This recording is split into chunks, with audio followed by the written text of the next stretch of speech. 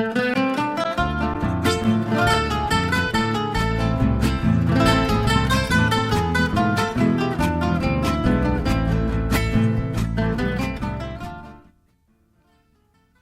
Corps, the toughest job you'll ever love. I doubted that during my first months in Nicaragua. I didn't feel much love. I felt sweaty, plagued by mosquitoes, and sick. I was disappointed to discover unreliable electricity, latrines, and well water. Everyone just stared at me all the time, on the bus, walking down the street, even in my own house. And very few people actually tried to talk to me. I felt like the proverbial fish in a bowl. As school was not yet in session, I spent considerable time washing clothes on a concrete block and sweeping dirt.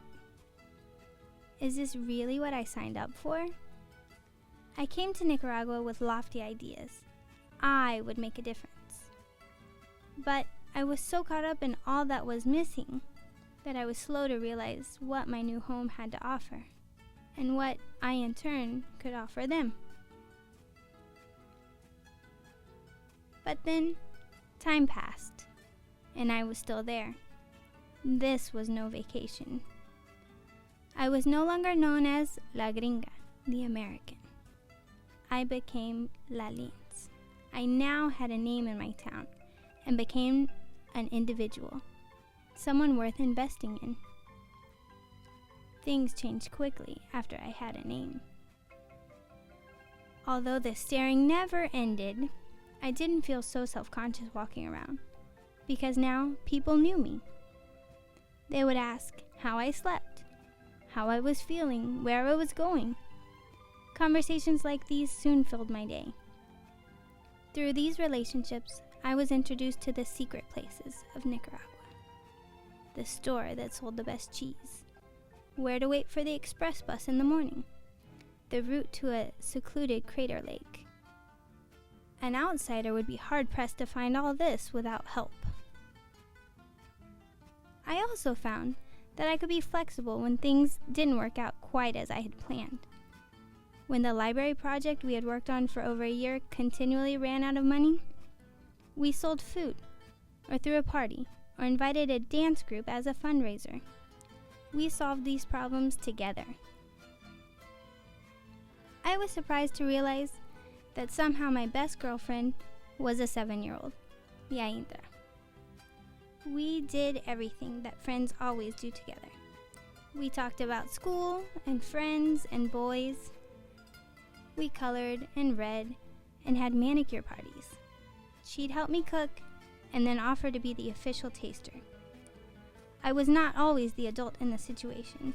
She was known to defend me if a passing man would make a rude comment, sometimes even with a rock in her hand, almost daring him to say it again. We took care of each other. I met my best friend, Luis. At first, I felt awkward. A mosquito had attacked my face the night before while I slept. So, in addition to an acne-like complexion, my right eye was swollen almost completely shut, and I was nervous about what he would think. Within minutes, I forgot about all that, and we talked for hours. He later claimed that he never even noticed my eye. To find someone who instantly understood me in a place where I constantly felt misunderstood seemed like destiny. We spent every day together after that first meeting. The rest of my service was deeply affected by our relationship and my closeness with his family, particularly his son and nieces, who quickly became my constant companions. We were married a year and a half later, and now have 2 sons, Angel and Eric, who are both the light of my world. Thus, I became the most integral part of Nicaraguan family structure, a wife and a mother. It is not the things or the projects that made my Peace Corps experience memorable. It is the everyday living, the people, my new family, my forever friends. I went to Nicaragua to make some changes, but as most of us in Peace Corps finally figured out, we were the ones who changed the most. And yes, I did love it.